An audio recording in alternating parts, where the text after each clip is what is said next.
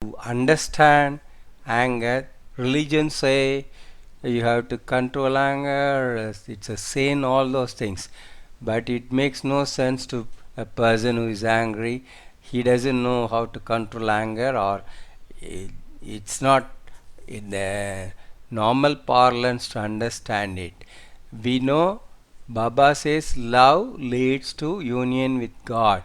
So love and sacrifice can be a cure for anger and desire. So Baba says desire is the reason for anger. Desire to get fame, desire to show off as a knowledgeable person, desire to control an organization, desire to be alone, and somebody wants to disturb you, all those things. I mean, so many ways we can consider about it. What do you think about this question? Feeling angry is it one normal, to something experienced by everyone, 3 not something you outgrow, 4 a powerful feeling but one you can learn to manage with practice, 5 not the same thing as aggression but it's a behavior such as hitting someone that may result if you can't bring your anger under control, or 6 or F is all of the above. If your answer was F, you recognize that anger is a normal emotional experience by everyone and all of those things are happening. So everybody is experiencing anger sometime or the other, not something you outgrow, but it comes a powerful feeling, but one you can learn to manage with practice. Same thing as aggression, but physically expressing it should be under control, all those things. So it's not a behavior. Anger is a part of life, and society has not done a great job in teaching us how to cope with it. Girls are taught to avoid being angry. Boys are praised and encouraged to display emotion in a negative way. So, what is anger? Anger, according to Henry Wessinger PhD, there are 5 interrelated dimensions, all operating simultaneously in any angry situation. These dimensions include: first is cognition, that is the thoughts, how we recognize, how we perceive anything. Emotion, the physiological arousal that anger produces. People talk about certain chemicals that is in the body, some hormones that are created more when our emotions are toward angry. So that is physiological arousal, and then the anger is created by motions. Communication, it is according to how we communicate. You raise your voice, your eyebrows are raised, your eyes are red or something, so at that time you talk, and what kind of words you use, all these things, or how you write, and how many are you showing it in one word, or you want to go blah blah blah blah. So, and affect it. So for 3 things, I mean, this is how it affects you, and the way that we experience life when we are angry affects you from the angle of your body, your health, everything, and also social relationship, friendship, how it is affected when you are angry. And the one more thing is about the behavior, how you behave when you are angry. Body responds to anger. We talked about that. If we are aware, our body can inform us when we are angry. There are stages of physiological signs of anger. A stimulus that triggers emotion. First, there should be a trigger. That trigger, each one has to recollect and analyze. Nobody else can do that. How what is the stimulus that creates an emotion that is going towards building up as an anger? Tension or stress begins to build.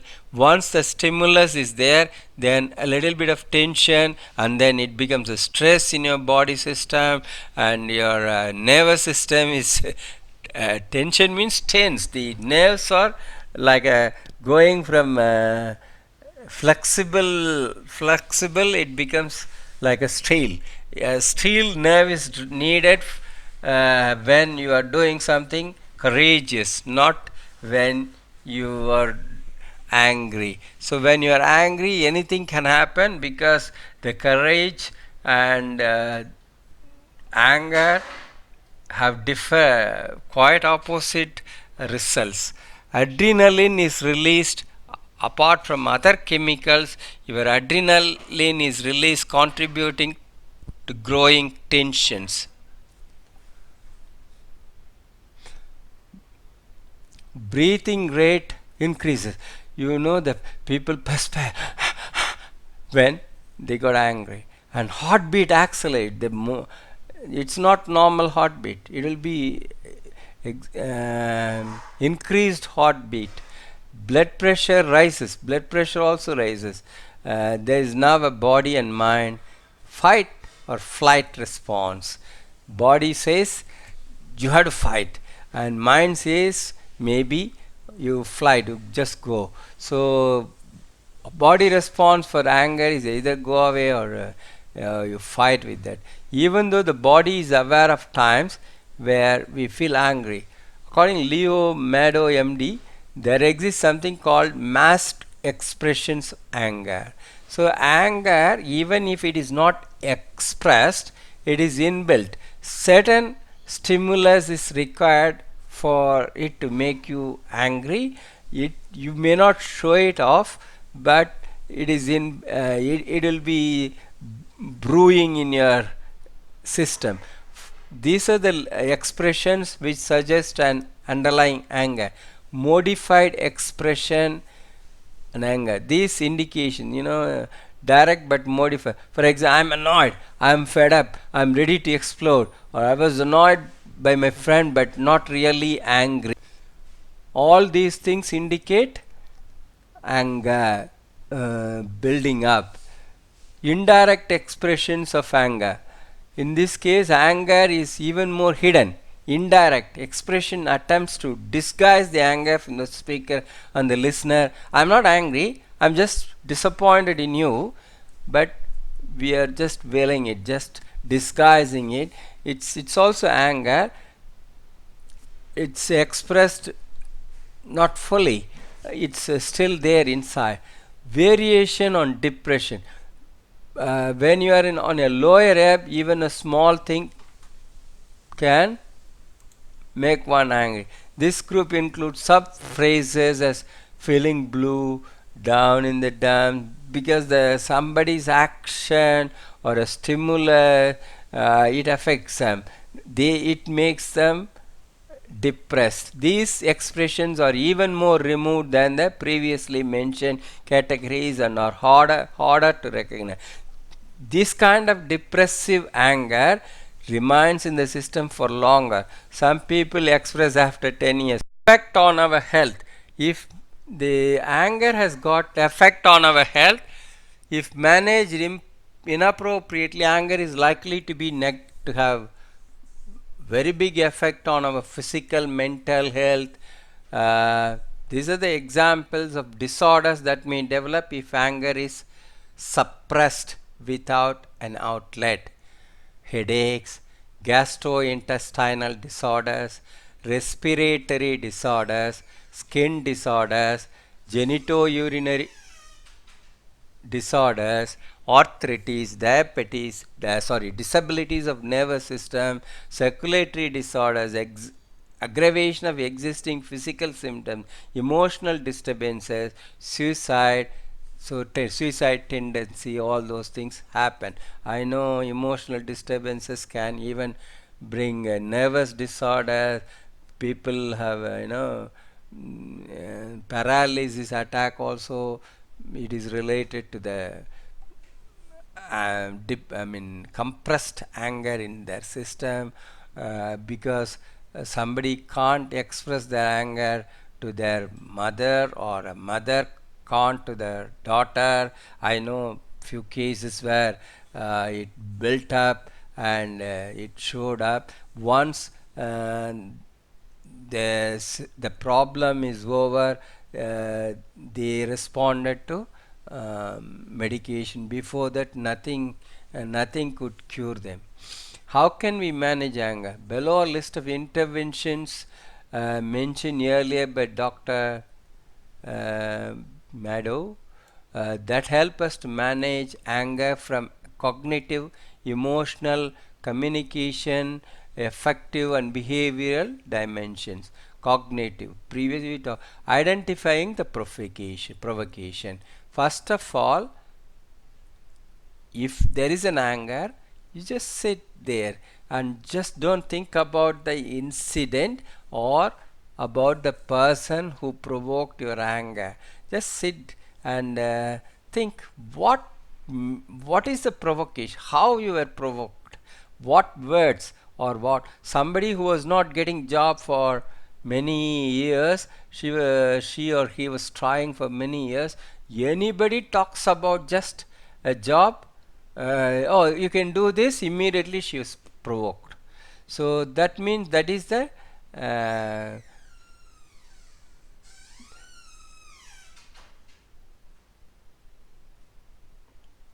so we have to identify that if the person who gets anger, she or he understands and recognizes, that will be good. If anybody else recognizes and tells her or him, then it provokes more. So self understanding, the why we are talking about the cognition here is to understand what makes you behave in that manner. Alternative explanation. By considering an alternative explanation provoking event, chances are more like that you will place it in the appropriate perspective and thereby respond more properly. By considering an alternative explanation of a provoking event, chances are more likely that you will place it in appropriate perspective and thereby respond more properly. So in the same example we talked about somebody is getting angry when another person talks about job. So because he or she is not getting for many years, so what can she do there? Provocation happens, so she can adapt some other alternative. So the person who is coming here, he doesn't know about this. So he is not talking really about me. She talks about in generic. Or what if this person who comes here can give me some real chance to understand something so that I can get a job tomorrow. So combating anger, distortions use anger to warn you that it is time to re-examine your thinking. Use anger to warn you that it is time to re-examine your thinking. So you are thinking in one way about a situation or a solution or working way. So there must be a newer technology, newer way of dealing with that. Just think about it. If you think about something, so probably you'll find an answer. So changing behavior by distortion of what you do. Anger management instruction. When your anger is just, you can cognitively deal with your anger by using your self statement, self instruction. Don't let this get by you. Only when you understand you are angry and you can control it, then only all these things will work. When your anger is just about, you can cognitively deal with, you your anger by using self-statement. Don't let this get to you. Take a deep breath. All those things, it will work. Clarifying explanation, anticipating what events you will encounter. If I get angry, what will happen? What are the what if situations? So you can encounter anger by explanation about what you expect after this or before that. Why? So you express everything, you are angry, what will happen after? Mental rehearsal, creating and patterning yourself after these positive images you envision. So what if I control this and manage it in a better way? So you can do mental rehearsal. One way of dealing, you shouted, what happened? You second way, you were just angry, you're showing off your face, what happened? The third way, this like that you can analyze. And what about emotional body biofeedback? So our body expresses itself. So you have to be quiet in your mind at least initially to understand what is happening. This you can practice. If you get angry, what happens to your body? Discovering the way your body feels when anger is approaching. Before anger, after anger, nothing happens. You can use that feeling as a cue for altering your physiological response or altering your thoughts and behavior so that your anger does not get out of hand. So generating alternative arousal. So anger is a cue to generate an alternative form of physical arousal that is antagonistic to anger or arousal. Relaxation techniques. Some people use humor. So anti to so your body mechanism is so tense. So it is a trigger happened already. Body is a body and your mind and your words are going to explode. Can you just alter that to some other channel? That channel can be to relax. Whatever happens here is a drama. How can I just see this and enjoy it? That's one way. And I told you about previously, I don't know whether you can have a thumb meditation. Just see your thumb, raise your thumb, right thumb, and say 1, 2, 3, 4, 5, 6, 7, 8, 9, and your anger is rechannel. And how to make this as a humor? Whatever happens here is a humor. How can you say that? Think about it as a humor. Anything happening around you is just a humor. It's not very difficult. People get angry because even a humorous situation they think seriously. Alternative is think even a serious situation as humor. Any you saw so many humorous movies. What happens?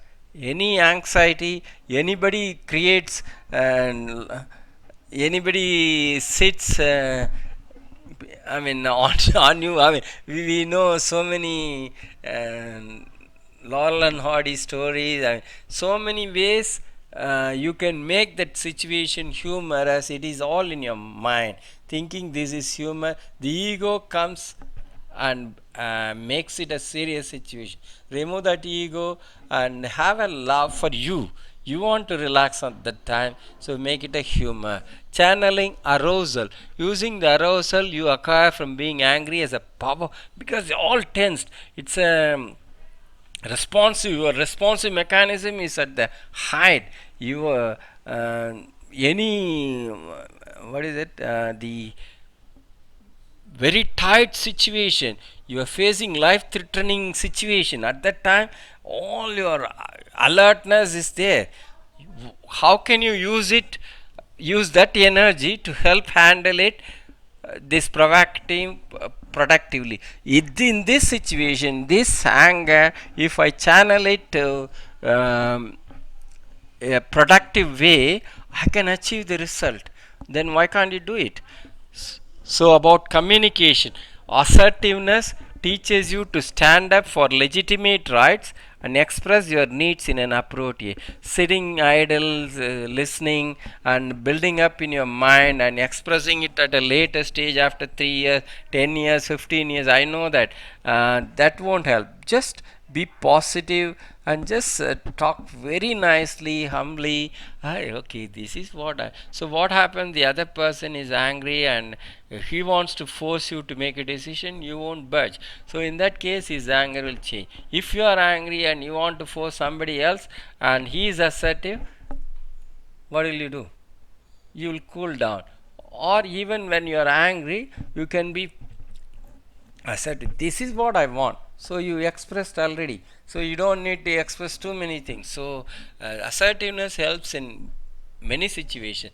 Listening allows you to open up communication channel. Listening is not only listening to the person you are angry with or anything. Listening is about listening to all channels. Somebody, some friend of you may discourage you from getting angry. Not he or she will say, don't get angry, don't say. At that time, if you are just create a practice to listen at that situation.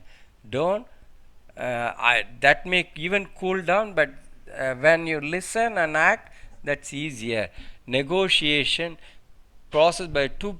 Any conflict, any anger is created by at least two parties. One of the parties is you. What about the other party? Trying to understand from their angle normally won't even make you angry, but you can think about it as a conflict, and you need a satisfying agreement for that. So you can talk it out later. Okay, this angers me. How can you avoid? I mean, the other person may say, oh yeah, this is what. So explanations will be possible when you think about it as a conflict and you want to resolve that issue. Criticism, ability to give and receive. So when somebody is criticizing you, are you getting angry?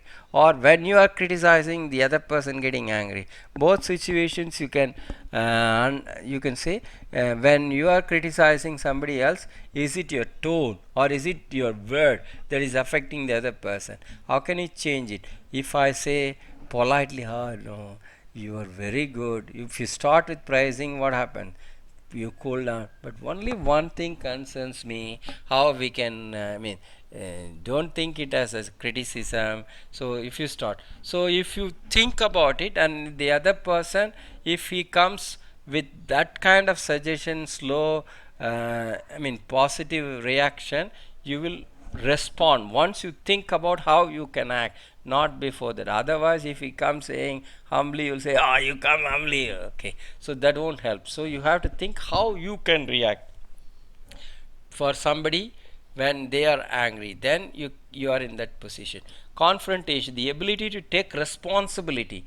When you confront, what will happen? If you act bodily, so whether your behavior or your body behavior, how you act, whether it will be acceptable in the law or any for example, if you yell at people, if you say you are a fool, what will happen?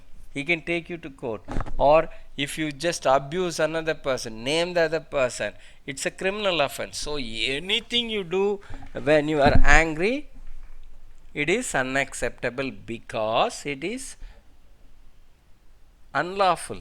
It is sometimes, most times it's criminal. So how you can avoid being caught in the confrontation? Unacceptable behavior. You just analyze what is acceptable behavior and what is unacceptable behavior in a situation, stating clearly the tangible effects of the event. So it's not perceived, tangible, real. So you will be jailed, or you will lose that, or you will lose a contract, or you will lose a customer, or you will lose so many things. So by confrontation you lose praise, decrease the chances of the other person becoming defensive. So when he praises you, if you just still think, ah, don't praise me, all bluff, what is the use? Just show your praise first. When you praise somebody, try to praise other people. I mean, why you always think about you? Just think about the other person, praise the other person, and then he cools down. Same way somebody may praise you, you will cool down. That is the biggest defensive mechanism. uh, so we know feelings play a big part in this. Feeling awareness, prior to expressing feelings in a particular way, is it necessary to acknowledge that they exist?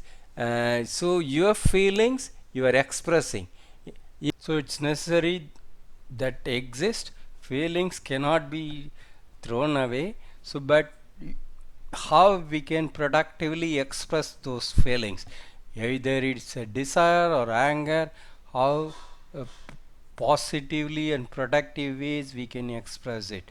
Even if I got anger, there must be a feeling behind it.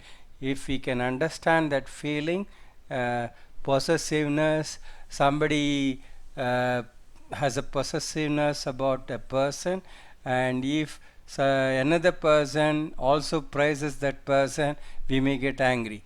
Unless we acknowledge that feeling and understand, so there is no remedy for that. And how to express those feelings in a positive way, we have to contemplate on that. We can do it properly if we think before doing that. Making positive affect work for you.